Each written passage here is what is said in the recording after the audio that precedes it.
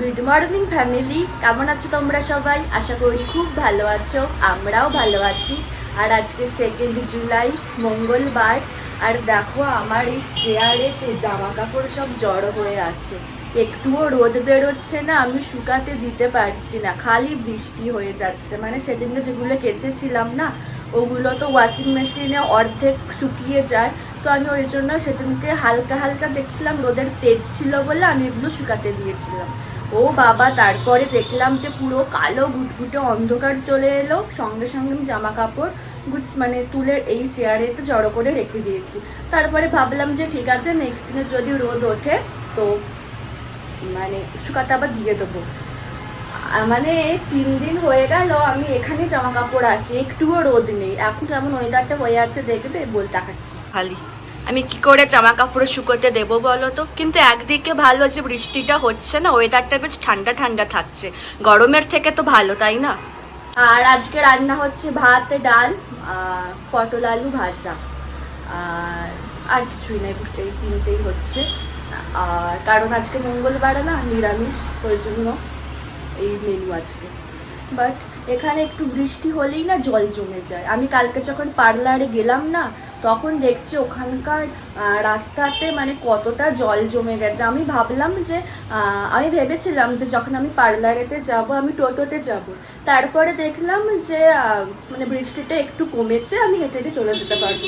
কিন্তু আমি তো বুঝতে পারিনি যে ওখানে অতটা জল জমে আছে। সেই পায়ে, তোমাদেরকে তো কালকেই বলছিলাম, আমি পায়ে পায়ে সেই জলে কতটা ডুবে গিয়ে কি যাতা অবস্থা। তারপরে আসার সময় মানে বাড়ি ফেরার সময় আমি আর রিস্ক নিয়ে আমি টোটোতে এলাম, সেটা তোমরা সবাই জানো। তো চলো, কালকে রান্না হয়ে এসেছে, আমার ভাতও হয়ে গেছে, ডাল হয়ে গেছে, খালি আলু পটল ভাজাটা হচ্ছে। অনির্বাণ এখনো ওঠেনি, দেখি ওকে তুলি, কি বলে দেখি, এখন উঠবে নাকি একটু পরে উঠবে কে জানি। অনির্বাণ উঠবে না? Good morning.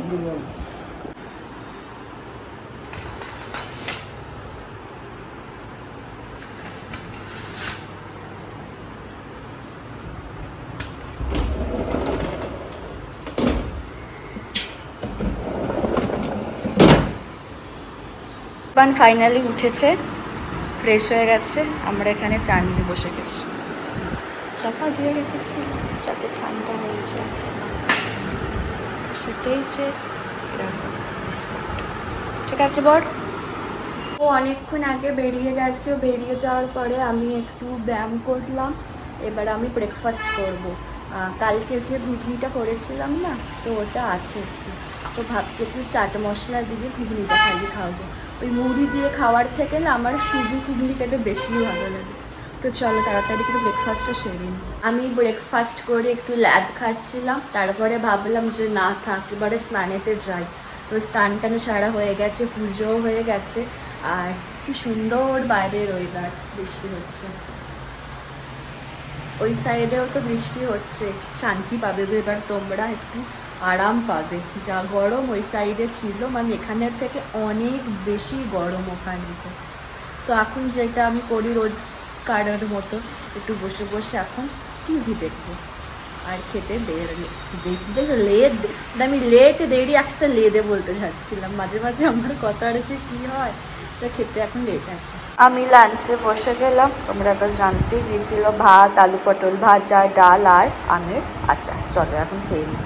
দেখতে দেখতে সন্দেহ হয়ে গেছে। আর জানো তো দুপুর মানে বিকেলে আমার না কিছু একটা খেতে ইচ্ছা করছিল, ওই জন্য কালকে অনির্বাণ যে ব্রেড এনেছিল না, ওটা তো টোটাল 10 পিস ছিল, কালকে তো খেয়েছি কিছু, তো আজকে আবার খেলাম কিছুটা। 10 পিসের একদিনে খাওয়া যায়? তো পেট পুরো ফেটে যাবে, অত খেতেও পারবো না। তো ওই জন্য কালকে একটু খেয়েছি, আজকে আবার একটু খেলাম। তো চল এবার সন্ধ্যাটা দিয়ে দিই। সন্ধ্যা দেওয়া হয়ে গেছে, আর আজকে না মানে বিছানা থেকে উঠতে ইচ্ছা করছে না, খালি মনে হচ্ছে বিছানাতে খালি লেয়াদ খাই আমি।